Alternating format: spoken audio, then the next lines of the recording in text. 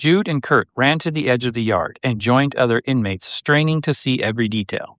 The transports alighted on the grass and poured out troops who quickly encircled the crowd. "The protesters," muttered Jude.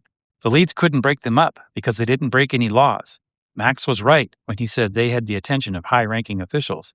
Someone called in the army. I'm not an expert on the government, but I'm pretty sure only the president can deploy troops. At the very least, he has to approve it." "You're right," Jude said pensively. "I think the Sparrows might have made enough noise to reach President Blake Connor." They watched as the troops took up formation around the crowd. The protesters naturally formed a circle, but then they did something unexpected. They made an outward-facing ring, holding up their signs facing the troops. They stopped calling out, and they stood still to wait for whatever instructions they might be given. The troops took 2 steps towards the protesters, but then suddenly stopped. They stepped back and held their position. The protesters continued to hold up their signs and stand firmly and quietly. What was that all about? Kurt wondered out loud. They looked like they were about to open up on the people, but then they just stepped back.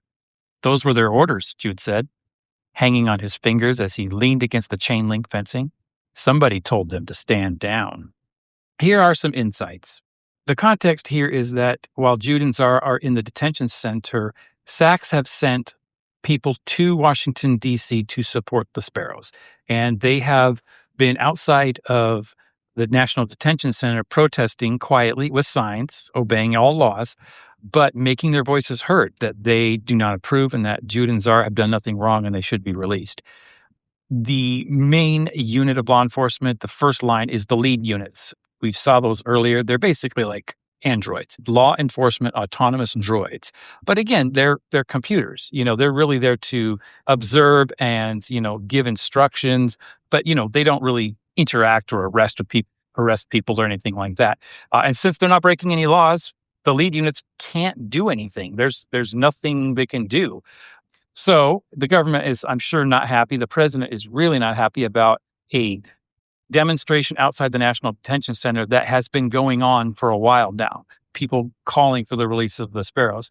So he sends in the army, and the army looks like they're about ready to do something to disperse the crowd, but then suddenly they step back. Suddenly something changed, and they continue to stay there, but they step back. So we don't know what's going on and who gave the orders, but eventually we're going to find out. This is where the Sparrows starts to refer to more than Jude and Zara.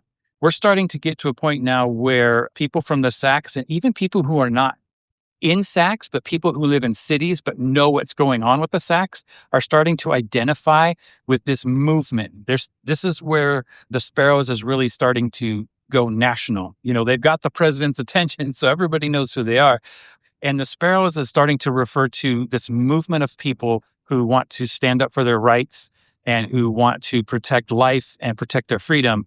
And it's not necessarily just Jude and Zara. In fact, the protesters are starting to say things like, "We are all Sparrows."